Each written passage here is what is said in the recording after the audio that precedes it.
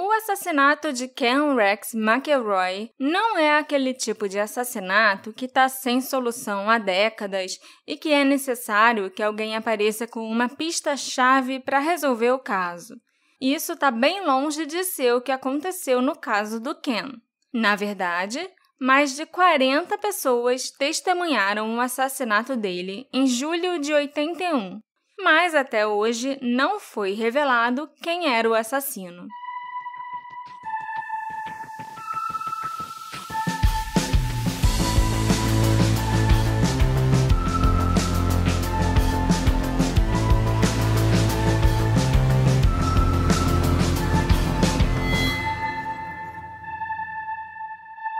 Olá, ouvintes queridos do meu coração! Sejam bem-vindos a mais um episódio do seu podcast preferido de casos não solucionados, o Detetive do Sofá.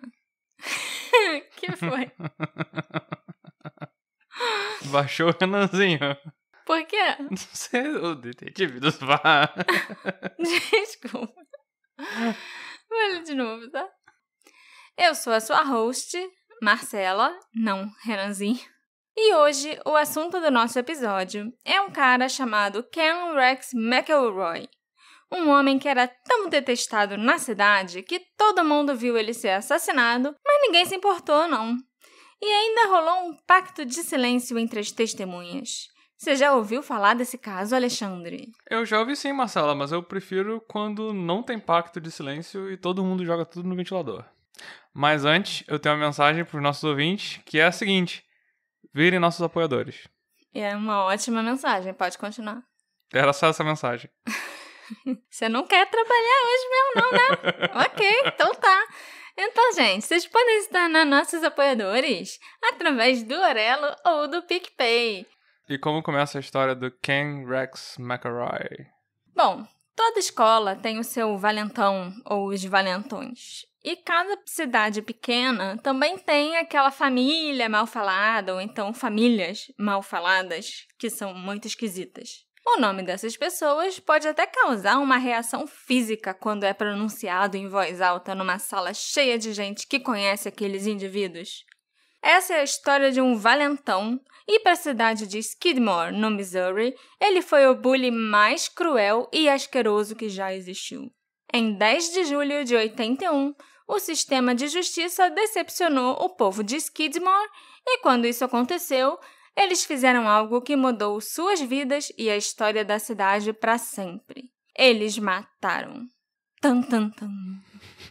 Ken Rex McElroy era o nome do valentão de Skidmore. Uma pessoa educada e cortês, tipo eu, diria que o Ken veio de origens humildes e era um pouco bruto, que ele não teve muito estudo e tal.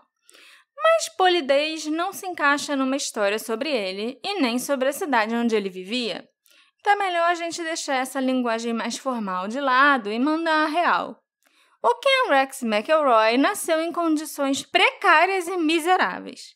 Ele era o 15º de 16 filhos do Tony e da Mabel McElroy. Mais do que a minha avó, que teve 12 filhos, e eu já achava isso muita coisa. O Tony e a Mabel não tinham educação e passaram os primeiros anos de seu casamento mudando de cidades, no Missouri e no Kansas, trabalhando como arrendatários, antes de finalmente se estabelecerem nos arredores de Skidmore, no condado de Nottoway. Aos 15 anos, o Ken abandonou a escola e se estabeleceu como caçador de guaxinins e ladrão. Ele era uma pessoa muito versátil, né? Ele caçava guaxinim de dia e roubava à noite.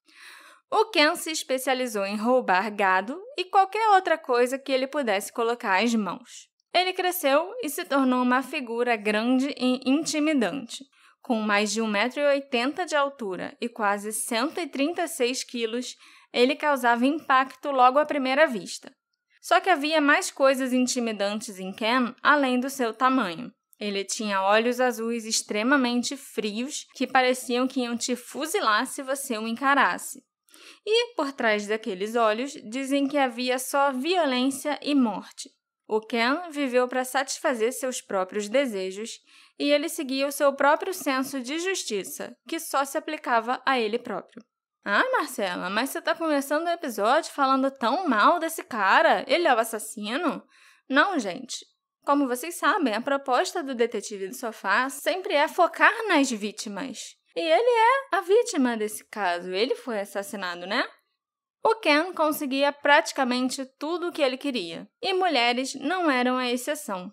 O grande problema é que a maioria de seus casos sexuais não era com mulheres, mas sim com meninas menores de idade com as quais ele teve pelo menos 10 filhos. Nossa. Pode ter tido mais, entendeu? Só que assim, registrados e tal, que a gente tem certeza que eram dele, eram 10. Pelo que eu pude descobrir, o Ken Rex McElroy foi casado 3 vezes. A primeira esposa dele se chamava Sharon e tinha 15 anos quando eles se conheceram, enquanto o Ken já tinha pelo menos 20. O Ken não era um marido amoroso e batia regularmente na Sharon. Eventualmente, ela e o Ken tiveram 2 filhos, e quando o segundo filho nasceu, o Ken arranjou uma namorada chamada Sally, de apenas 13 anos. Nossa. Nessa época, ele já estava com 27. Isso aí já é bem pior do que ele estar com 20 e casar com uma menina de 15, né? 13 e 27. E o Ken achou que seria uma boa ideia levar a Sally para morar com ele na fazenda da família, com a esposa Sharon e os 2 filhos do casal. A Sally teve 3 filhos com o Ken e a Sharon teve mais 2. Intercalou, então? Intercalou não, porque morava todo mundo junto, então Ok. foi tudo ao mesmo tempo mesmo. Então ele teve 7 filhos já. O Ken acabou se cansando da Sharon, da Sally e de todos aqueles filhos.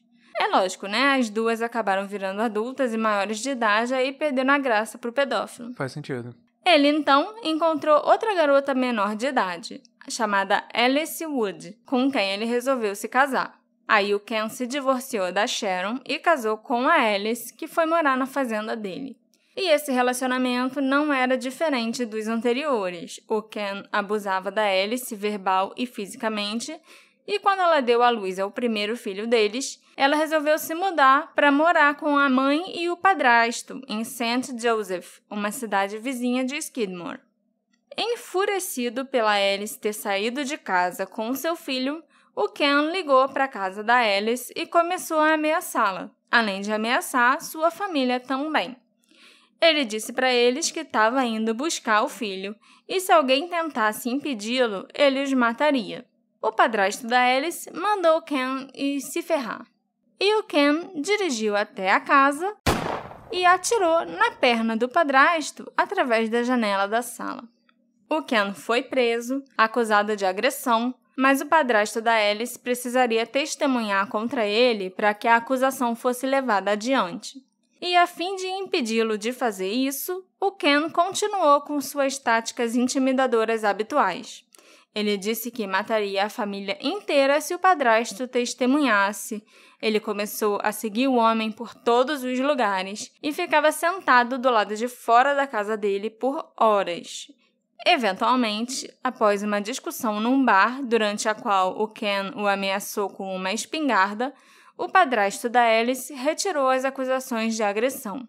E mesmo depois de tudo que aconteceu entre o Ken e sua família, a Alice pegou o filho e voltou para a fazenda do Ken para morar com ele. Nossa, deve ter ameaçado ela também, né? Se não voltasse. Com certeza. Quando a Alice voltou, o Ken já tinha começado a perder o interesse nela. Trina McLeod, a terceira esposa que o Ken teve, chamou a atenção dele pela primeira vez quando ela tinha 12 anos. E nessa época, ele já tinha 35. Cada vez mais diminuindo, né? Uhum. Embora o Ken ainda fosse casado com a segunda esposa, a Alice, ele não pôde deixar de notar a linda garota com longos cabelos louros. A fidelidade, obviamente, não era um ponto forte do Ken e nem era algo em que ele estava interessado. O Ken teve muitos casos ao longo do seu casamento com a Alice e com a primeira esposa também, a Sharon. E quando qualquer uma das mulheres apontava suas traições como um problema, ele simplesmente as espancava e torturava como um lembrete de que elas não tinham o direito de ter problemas, de se manifestar ou de incomodá-lo com essas besteiras. Quando uma esposa do Ken chegava na cidade com um olho roxo, um lábio arrebentado ou alguns ossos quebrados, os habitantes de Skidmore nem chegavam a ficar curiosos ou especular o que tinha acontecido com a mulher. Todo mundo sabia que os ferimentos tinham sido intencionalmente causados pelo Ken. E eles sabiam disso porque todos já tinham testemunhado ou sido vítimas de algum ato violento semelhante nas mãos de Ken Rex McElroy. Mas, voltando à terceira esposa, o Ken se apaixonou rapidamente pela Trina quando a viu pela primeira vez. Ele passou a seguir a rota do ônibus que levava a Trina para a escola todos os dias em sua caminhonete. Nossa. E quando ele alcançava o ônibus, o Ken começava a buzinar loucamente, pedindo para o motorista parar o ônibus escolar. Meu Deus do céu. Às vezes, ele até entrava com o carro na frente do ônibus para forçar a parada. E quando o motorista parava o ônibus, o Ken exigia que ele abrisse a porta e deixasse a Trina sair para que ela entrasse na caminhonete dele. A menina não tinha escolha. Se ela não quisesse ir com o Ken, ele entrava no ônibus e a levava à força. E ainda ameaçava o motorista e os outros alunos. Então, todos os dias, o motorista obedientemente parava o ônibus e falava para Trina descer. Esse motorista era um cagão. Entregava a garota mesmo, né? Tinha que ter chamado a polícia, porra. Ou avisado a escola, avisado pros pais da menina. Eu sei lá, mas ele tinha que ter feito alguma coisa. Você não pode simplesmente entregar uma criança de 12 anos que está sob a sua responsabilidade para um homem estranho, horrível, pedófilo, que todo mundo sabe as coisas absurdas que ele faz pela cidade. E eu sei que o motorista e as crianças eram ameaçados e tal, mas ele devia ter feito alguma coisa assim. A essa altura de sua vida, o Ken já tinha se tornado um mestre em escapar de punições. Embora a prisão e as acusações criminais fossem bem comuns na vida dele e acontecessem o tempo todo, a condenação ou a punição eram estranhas para o Ken. Não que ele fosse necessariamente inteligente ou espertão de alguma forma. Ele era um bruto. Mas ele confiava na intimidação de testemunhas para provar sua inocência e ele era excelente em fazer isso, né? Como a gente viu com o padrasto da Alice. O Ken sentava do lado de fora da casa de uma testemunha e ficava encarando a casa, a testemunha e os outros familiares. E o fato de que ele estava sempre armado e que ele não tinha problema em apontar a arma para ninguém também ajudava bastante na arte da intimidação. Ele chegou a atirar no padrasto da Alice, né? Frequentemente, as testemunhas mudavam de ideia sobre testemunhar contra o Ken antes do início dos julgamentos. E quando o caso ia a julgamento, algum jurado corria o risco de abrir a caixa do correio e encontrar uma cascavel lá dentro ou alguma coisa assim. Isso aconteceu? Uhum. Ok. Eu não ia inventar uma coisa dessa, amor. Eu não tenho essa criatividade. Mas ao mesmo tempo, o cara também não era um gênio da intimidação, assim, sabe? Era só a polícia que cagava, né? É, porque, né? Não ia confrontar. Ele fazia tudo abertamente, entendeu? Uhum. Aos 14 anos, a Trina engravidou de seu primeiro filho, surpreendendo um total de 0 pessoas. O Ken tirou a Trina da casa dos pais e a levou para morar com ele, na casa que ele ainda compartilhava com a esposa Alice. Pouco depois da Trina se mudar para a fazenda do Ken, ela e a Alice fugiram para a casa dos pais da Trina. Elas estavam fugindo, buscando refúgio longe do Ken. Mas ele encontrou as duas, espancou ambas severamente e as trouxe de volta para casa. Depois disso, ele ainda foi até a casa dos pais da Trina quando eles estavam fora, atirou no cachorro da família e incendiou a casa. Pelo menos ele teve a consideração de não atirar nos pais dela ou de esperar eles saírem para incendiar a casa, né? Mas o coitado do cachorro, que nem tinha nada a ver com a história, acabou morrendo.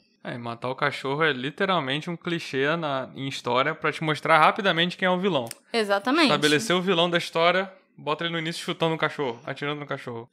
A Trina teve que ser hospitalizada por causa desses ferimentos depois que ela apanhou. E o médico que a atendeu ficou tão chocado com a surra que a menina tinha levado e com o histórico de abusos que ela já tinha sofrido, que ele chamou o conselho tutelar, que levou a Trina sob custódia. Finalmente, alguém fez alguma coisa contra o Ken, né? Para ele receber uma punição. Proteger essas meninas. Exatamente. O Ken foi preso e acusado de incêndio criminoso, agressão e estupro estatutário. Quer explicar o que é estupro estatutário? Vou te falar que eu não sei, porque esse eu acho que é o nome em inglês, não é? É statutory rape. Deve ser estupro de vulnerável. É, exatamente. Que é quando você mesmo estupra... Mesmo quando é consensual, se a pessoa é abaixo do limite de idade... Isso. De 14 anos, não importa se for consensual. Então... O limite é 14 anos? Aqui no Brasil, eu acho que sim. Com 14, a Trina já estava até grávida. Por isso é fácil de provar, né? Sim. As acusações foram resultado do que a Trina tinha contado para a polícia. Ela foi levada para um lar adotivo em Maryville com um bebê do casal, que a essa altura já tinha nascido. Mas o Ken pagou a fiança e saiu da prisão em 1 ou 2 dias e, é claro, ele foi procurar a Trina. O Ken sabia como se proteger e ele fez exatamente isso quando contratou o Richard McFadden, um conhecido advogado de defesa criminal da área de Kansas City. O Richard estava criando atrasos após atrasos para evitar que o caso fosse a julgamento e que o Ken tivesse que enfrentar um júri. Inclusive, o Richard deu uma entrevista há alguns anos atrás dizendo que o Ken era o melhor cliente que ele já teve, porque ele era pontual, pagava em dinheiro e voltava sempre. Vai ter cartãozinho de fidelidade, né? Exatamente. Mas você falou que ele pagava fiança, pagava advogado, ele tirava esse dinheiro todo de onde? Ele tinha uma fazenda onde ele criava gado e ele também roubava muito gado das outras fazendas da região. Roubava gado, roubava dinheiro, roubava joia. Ele era ladrão, né? Verdade. Então, assim, eu acho que ele até conseguia ter uma graninha e tal. Ele sempre tinha um jeito de se safar, ele sempre tinha uma reserva com ele. Quando o Ken descobriu o endereço do lar adotivo onde a Trina estava morando, ele começou a confiar em suas velhas táticas de intimidação. Ele ficava espreitando a casa onde ela morava, andando de um lado para o outro, carregando a espingarda, e ficava em frente à casa encarando os residentes com os seus olhos cheios de ódio. As táticas do Ken funcionaram de novo. A Trina, que ainda era uma criança e era muito ingênua, 14 anos, né? Se cansou do lar adotivo, onde ela tinha que obedecer regras e tal, e resolveu fugir. E ela voltou direto para a fazenda do Ken com o filho. Com as acusações ainda pairando sobre ele, o Ken agiu rápido. Ele se divorciou da Alice, que nessa época já tinha 2 filhos, e levou a Trina para o Kansas e se casou com ela para evitar a condenação por estupro estatutário e para que ela não fosse obrigada a testemunhar contra ele. E a Trina acabou retirando todas as acusações. A Alice deve ter ficado muito feliz com o divórcio, né? Por conseguir finalmente se livrar do Ken. Deve ser muito, muito, muito difícil as pessoas conseguirem escapar de relacionamentos abusivos. Então eu acho que esse divórcio foi um livramento para Alice. O Ken não limitava sua tortura e seu abuso apenas àqueles que viviam com ele, como as suas esposas, por exemplo. Essa não é a história de um homem brutal que aterrorizou a família e fez coisas horríveis. Essa é a história de um homem que aterrorizou uma cidade inteira. Romaine Henry era um residente e agricultor de Skidmore. Numa tarde, em 77, um dos seus trabalhadores veio até ele e relatou que alguém estava na propriedade atirando com uma arma de fogo. O Romaine disparou pela estrada para ver o que estava acontecendo. Enquanto ele dirigia por uma estrada de cascalho que fazia fronteira com a sua propriedade, o Romaine se deparou com uma figura em um veículo que ele reconheceu imediatamente: Ken Rex McElroy. Com uma espingarda nas mãos, o Ken se virou para a caminhonete quando ela se aproximou. Ele ergueu o cano da arma e apontou para a cabine do veículo que se aproximava. O Romaine parou a caminhonete e o Ken se aproximou da janela do lado do passageiro com o cano da espingarda apontado para o Romaine. O Ken começou a gritar com o Romaine, acusando o homem de ser um filho da puta sujo e disse que o Romaine tinha estado em sua casa num Pontiac branco. E isso porque era o Ken que estava na propriedade alheia atirando para cima. E ainda foi ele que começou a gritar com o dono da propriedade. Veio tirar satisfação de alguma coisa. Quando o Romaine respondeu que ele sequer tinha um carro daqueles, o tal do Pontiac branco, o Ken chamou ele de mentiroso filho da puta e puxou o gatilho. O tiro rasgou violentamente o estômago do Romaine Henry. O cheiro metálico do sangue invadiu a cabine da caminhonete. O Romaine, com suas entranhas caindo em seu colo, teve certeza que ele ia morrer e perdeu a consciência. A última coisa que ele viu, antes de apagar, foi o Ken caminhando de volta para o seu carro, tirando um cigarro do maço no bolso da camisa e acendendo com o mesmo movimento fácil que ele faria se acendesse um cigarro para relaxar. Por um milagre divino, o Romaine sobreviveu. Caraca, como? Ninguém sabe, só um milagre mesmo. Mas é claro que ele teve que experimentar o próximo capítulo da saga de ser uma vítima do Ken Rex McElroy.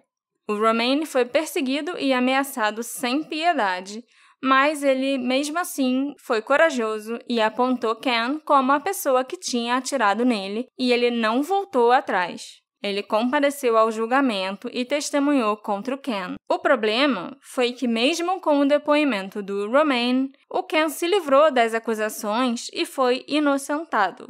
Ele tinha um álibi falso, porque no julgamento, 2 caçadores de guaxinins testemunharam que o Ken estava com eles naquele dia em outra parte do condado. Os amiguinhos.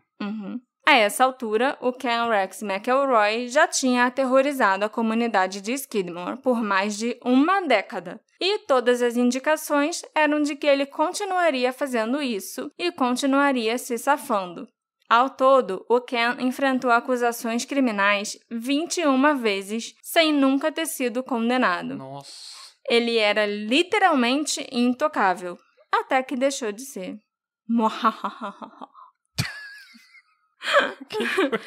É uma risada maléfica. Ok.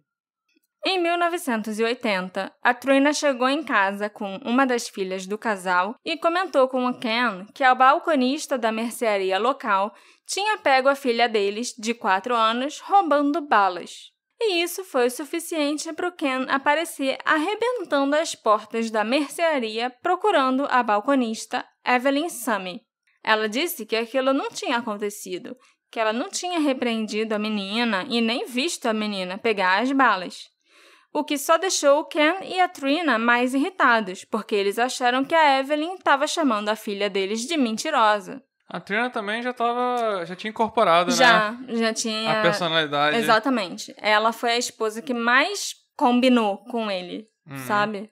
O casal saiu da mercearia irritado depois de discutirem com a Evelyn e armarem o maior barraco. Mas à noite, quando Ernest Bauenkamp, o dono da mercearia, que tinha 70 anos, e a esposa dele, Lois, estavam fechando a loja, o Ken estava do lado de fora esperando por eles. O Ernest e a Lois ignoraram o Ken porque eles não queriam discussão, o que só fez com que o Ken ficasse em frente à casa deles com uma arma ao invés de ficar em frente à loja. Até que, em uma noite de julho de 1980, o Ken apareceu nos fundos da mercearia, onde o Ernest estava descarregando mercadorias, e atirou no pescoço do Ernest, que deu muita sorte e também sobreviveu. Também? Passou a menos de 1 centímetro de uma artéria do Ernest, o tiro, entendeu? Se tivesse acertado aquela artéria, o homem morria na hora. O que me leva a questionar: será que a pontaria do Ken era boa? Porque 2 pessoas levaram tiros que deveriam ser fatais, que ele atirou pra matar, mas não morreram. Eu acho que isso foi só azar. Do assassino e muita sorte do sobrevivente. O Ken foi preso e acusado de tentativa de homicídio. Ele passou uma noite na cadeia e depois pagou uma fiança para aguardar o julgamento em liberdade. Nos meses que antecederam o julgamento do Ken, a família Bauenkamp e a balconista da mercearia, Evelyn Summy, iam dormir assustados, acordavam assustados e viviam aterrorizados a cada minuto do dia. Eles eram vizinhos. A Evelyn morava em frente à casa do Ernest e da Lois, e eles chegaram a começar a dormir em turnos, com algum amigo ou parente ficando de olho ali de guarda na rua que eles moravam. Caraca, tipo filme, né? É. Como o Ken era conhecido por pagar as crianças locais para obter informações sobre quem estava onde na cidade e a que horário, a família Bauernkamp desenvolveu sua própria rede de informantes. Eles entregavam mensagens em código. Entregavam e recebiam, mensagens em código. Por exemplo, um dos donos da taverna, D&D, mandava seus filhos pequenos para a mercearia para comprar papel toalha, mantendo as crianças inocentemente desavisadas de que, na verdade, papel toalha era uma mensagem urgente que significava "chamem a polícia, o Ken tá por aqui". Ah, interessante. É tipo, tá chegando o disco voador. É. Depois de uma ocasião em que o Ken disparou uma arma do lado de fora de sua casa, a Evelyn Summy apelou para Dave Dunbar, o delegado da cidade. O delegado foi repreender o Ken, mas ele acabou tendo uma arma apontada para ele também. Aí ele deu meia volta e foi embora. Era pra ele ter voltado com um dobro de gente. Não, isso acontecia sempre, do Ken ameaçar e apontar a arma assim para os policiais da cidade. Só tinha um policial que ele respeitava mais ou menos. O nome dele era, acho que Richard Stratton, alguma coisa assim. O Richard não se intimidava, não. Quando ele apontava a arma pra ele, encarava, sabe? Uhum. E aí ele tinha um pouquinhozinho, assim, de respeito pelo Richard, porque o Richard não saía Não com o peidava. rabinho entre as pernas, exatamente. Mas era... Ai, meu Deus. Você tinha que voltar com o dobro de gente, sabe? Arrumava no condado do lado, pedia ajuda pro governo. Ok. Eu concordo com você, mas eu acho que o delegado não pensou nisso, não. A Emily, então, levou a sua reclamação para o então xerife do condado de Norway, o Roger Kronk, já que, o delegado não adiantou nada para ela. E a resposta do xerife para Emily foi a seguinte: se você atirar no Ken, você nos avise que nós vamos buscá-lo antes que o corpo comece a feder. Tipo, que ótimo. Se fode aí. Mas se você quiser atirar, dizer que foi legítima defesa e matar o Ken, tá tudo certo. A gente deixa rolar. Só avisa pra gente recolher o corpo. O xerife tava terceirizando mesmo o trabalho de segurança. No verão de 1981, quando aconteceu o julgamento do Ken, um júri entregou a ele sua primeira condenação. Ele foi condenado pela acusação de agressão em 2º grau. Não foi nem por tentativa de homicídio ou alguma coisa assim. O júri ainda disse que eles não achavam necessário que o Ken passasse mais de 2 anos na prisão. Aí você bota um som de pessoas desapontadas. Entendeu? Bota. Para piorar a situação, o Ken entrou com uma apelação e pagou uma outra fiança. Então, o juiz determinou que ele poderia permanecer em liberdade até que esgotasse todos os seus recursos. O Ken ficou livre para insultar suas vítimas e se tornou dolorosamente claro que ele nunca iria para a prisão. Imediatamente após ser libertado, o Ken foi para a taverna D&D com um rifle com uma baioneta acoplada e fez ameaças explícitas sobre o que ele faria a Ernest Bauernkamp. Ele ameaçou acabar com Emily, a balconista, e com a família Bauernkamp. E ninguém duvidou que ele faria exatamente isso. Ainda tentando fazer as coisas do jeito certo, através da justiça, as testemunhas que viram o Ken com um rifle no bar procuraram o promotor e deram a ele as informações que ele precisava para solicitar uma audiência de revogação da liberdade provisória. Quem está em liberdade provisória deve seguir algumas regras, tipo quem fica em liberdade condicional. E não usar ou possuir uma arma é uma dessas regras. Então, assim que ele saiu da prisão, já estava ele com uma arma na mão, descumprindo a regra. Não, e não é nem só isso. Eu acho que ele é um dos poucos exemplos que não era nem pra estar solto. De novo, pelo menos aqui do Brasil, eu nunca estudei lei nos Estados Unidos. E nem vou estudar.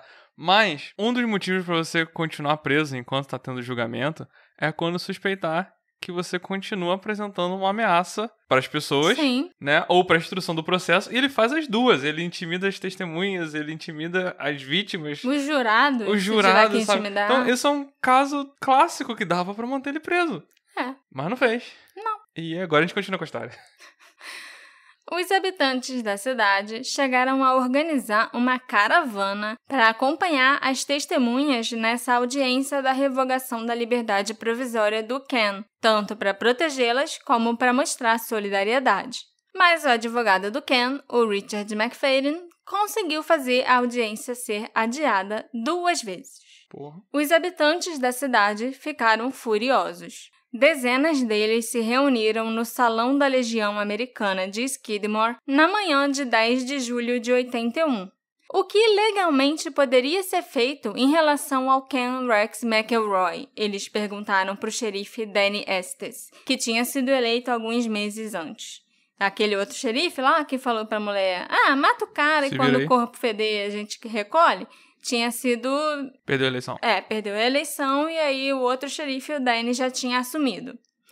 Mas o xerife, Danny, também não era lá essas coisas não. Por quê? Ele instruiu a esse grupo reunido a não entrar em confronto direto com o Ken, mas sim considerarem seriamente a formação de um programa de vigilância no bairro. Porque isso ia dar muito certo para um cara que andava para cima e para baixo com uma arma atirando nas pessoas. Excelente conselho, xerife, ó. Assim, a pessoa vira xerife e o conselho dela é terceirizar a segurança. Eu acho isso lindo. Aham. E pior ainda é que logo depois dessa reunião, ele deixou a cidade de Skidmore, né? No momento em que o Ken e a Trina McElroy estavam chegando na cidade de novo, armados de novo. O xerife vazou. O xerife vazou. Porque ele era o xerife do condado todo. Então, ali em Skidmore não era onde ele ficava normalmente, né? Ele foi para essa reunião. Mas aí o Ken tava chegando, o xerife, saiu fora. Quando se espalhou a notícia que o Ken McElroy estava na cidade, os cidadãos decidiram ir em massa para a taberna. O bar logo se encheu completamente. As pessoas começaram a gritar para o Ken e para Trina saírem da cidade e diziam que eles não eram bem-vindos ali. Uma tuba enfurecida. As pessoas começaram a ter coragem de enfrentar o bully da cidade. O Ken continuou bebendo e não respondeu nada. Depois que ele terminou os seus drinks, ele comprou um pacote lá de 6 cervejas, Como é que é o nome daquele negócio? O engradado de cerveja. Saiu do bar e entrou em sua caminhonete.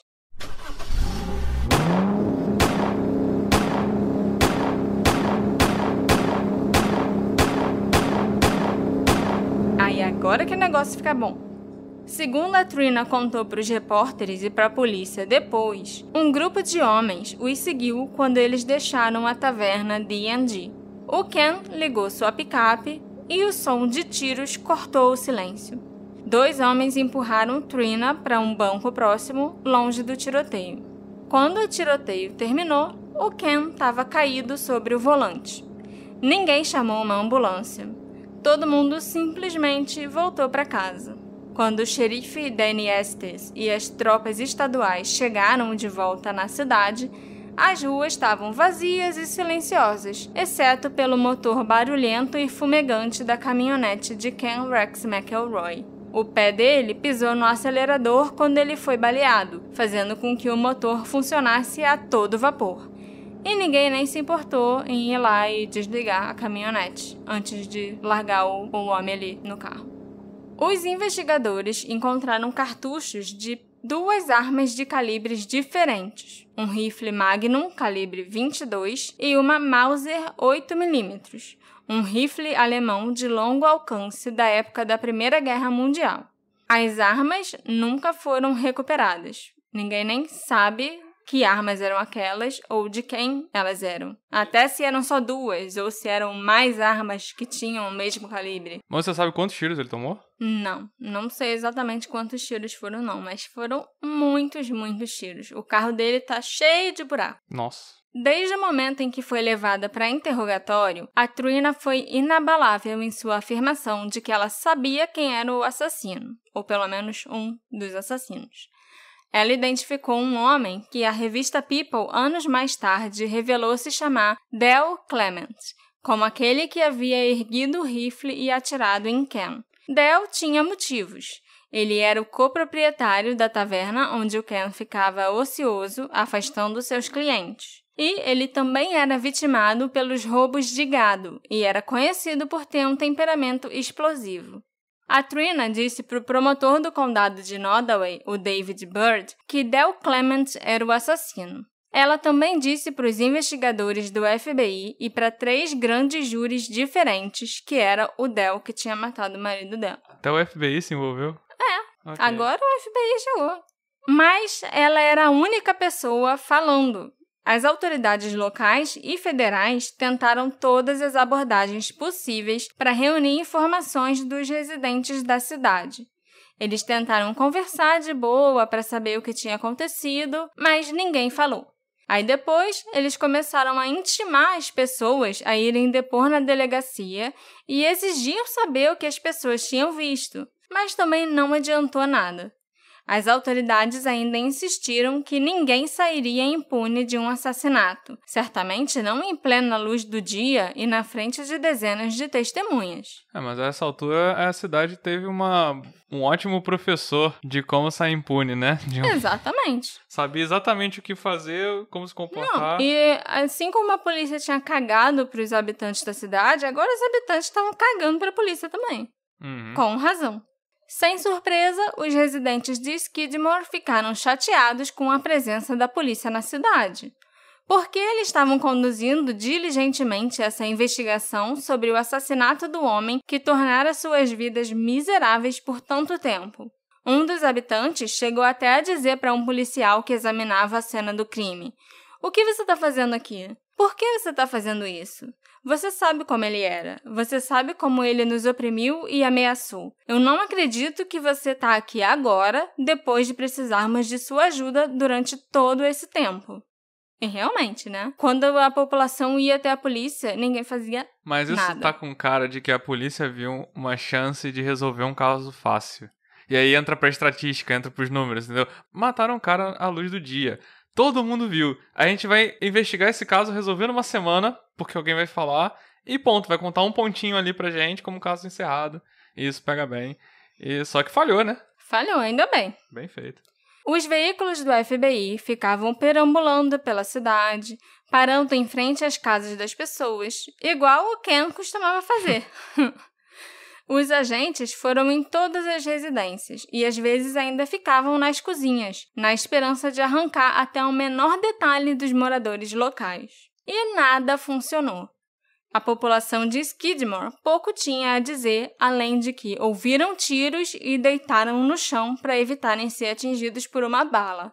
Ninguém viu quem começou, quem foi a primeira pessoa a atirar, se houve um ou vários atiradores, ou se alguém estava fugindo do local, por exemplo.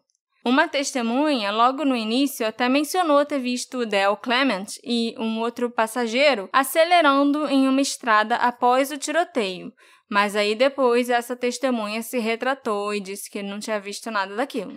Falei, a cidade recebeu um masterclass de como sair impune. Nada disso foi suficiente para levar o promotor David Bird a abrir um caso. O testemunho da Trina não adiantava nada sem ninguém para corroborar. Depois de 1 ano investigando, o FBI anunciou que encerraria a investigação. A cidade foi inundada por repórteres intoxicados pela ideia de justiça. Eles criaram manchetes como "Town Bully is dead", o bully da cidade está morto, ou "Woman says husband was killed by vigilante", mulher diz que o marido foi morto por vigilante. Os repórteres, assim como a polícia já tinha feito, bateram nas portas e se sentaram na taverna, mas eles não conseguiram fazer os habitantes locais soltarem a língua.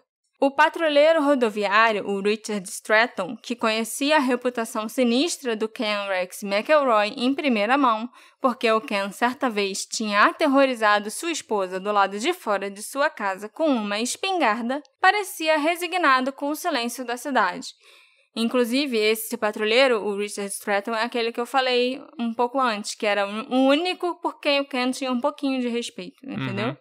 E pela mulher dele também, porque a mulher enfrentou o Ken quando ele apontou a espingarda para ela. Uhum. Numa entrevista que o Richard deu em 2010, ele disse que os habitantes da cidade fizeram o que fizeram porque eles, a polícia, não fizeram seu trabalho. Então, eles foram para casa e mantiveram suas bocas fechadas todos esses anos, e não havia nada que o promotor pudesse fazer sobre isso. Ninguém jamais foi acusado pelo assassinato de Ken. Del Clement, o homem que a Trina apontou como atirador, morreu em 2009. O David Baird, o promotor, largou a promotoria após alguns anos e abriu um escritório de advocacia. A Trina conseguiu um acordo de $17 mil em um processo civil por homicídio culposo contra o xerife do condado e o prefeito de Skidmore. Ela processou a cidade? Processou. Processou todo mundo que ela podia, pedindo alguns milhões, mas só ganhou 17 mil. A população da cidade continua diminuindo, cada dia mais. E à medida que os residentes envelhecem, fica ainda menos provável que alguém apresente informações que possam resolver esse caso. O Ken foi enterrado no cemitério Memorial Park, em St. Joseph, no Missouri. Ele tinha 47 anos quando morreu. Em sua lápide estão as palavras bravo, destemido e compassivo. Eu tenho certeza que os seus vizinhos o teriam descrito de uma maneira bem diferente, né? De compassivo ele não tinha nada. Aquela lápide que é vandalizada, sabe? É. A Trina se casou novamente, teve outros filhos e se mudou para Lebanon, também no Missouri, onde ela morreu de câncer em seu aniversário de 55 anos, em 24 de janeiro de 2012. Ninguém pode negar que, apesar da cidade de Skidmore ter ficado conhecida como a cidade que matou um cara e fez um pacto de silêncio, a maioria dos 435 residentes da cidade daquela época soltou um forte suspiro de alívio quando o Ken morreu.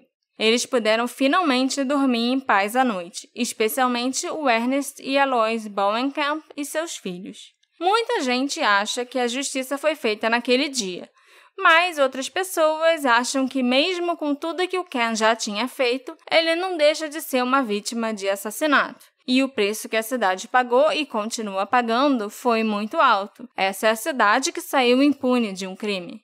Skidmore conseguiu ficar ainda menor agora. Naquela época tinha 435 habitantes, hoje em dia tem 238. Não tem mais posto de gasolina nem mercearia na cidade e a escola também fechou. Um novo restaurante e bar, o Outcast Café, abriu recentemente do outro lado da rua da antiga taverna, agora vazia e uma lembrança do passado.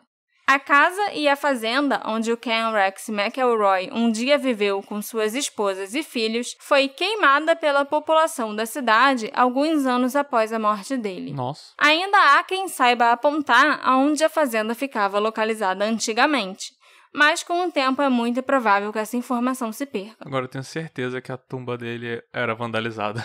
Provavelmente. Os habitantes da cidade sabem que aquele assassinato será o legado de Skidmore. Se alguém tivesse sido acusado e condenado, haveria uma sensação de encerramento, uma conclusão, mas isso não aconteceu.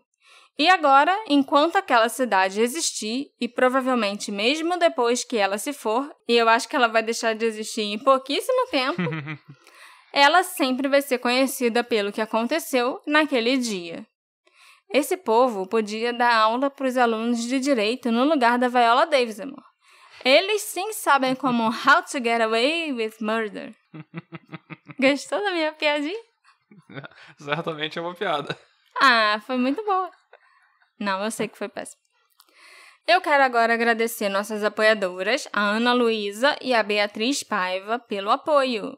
É por causa de vocês que o Detetive do Sofá continua crescendo e eu continuo fazendo episódios legais para vocês. Muito obrigada, gente. Muito obrigado. E quem será que matou o Ken? Ou melhor, né? Quem deu o primeiro tiro ou quem teve a melhor mira na hora de tentar acertar o Ken? Será que as pessoas da cidade resolveram brincar de tiro ao alvo? Será que eles combinaram de se rebelar e fuzilar o Ken? Eles tinham um plano, tipo assassinato no Expresso do Oriente? Ou então pra matar o César, que cada um tinha que dar uma facada? É. Ou será que as pessoas já estavam tão putas que calhou de todo mundo endoidar e pegar as armas ao mesmo tempo? Eu acho que teve um maluco que incitou a rebelião, pegou a arma dele e gritou, chega dessa porra! Aí ele saiu correndo e atirou no Ken. E aí depois disso todo mundo pensou, opa, não vou perder essa chance não. Sempre sonhei em fazer isso. E aí todo mundo que estava armado acabou atirando no Ken também. E se duvidar, ninguém nem sabe quem foi que matou o homem. Porque eram tantos tiros de tanta gente, tantas armas diferentes, né?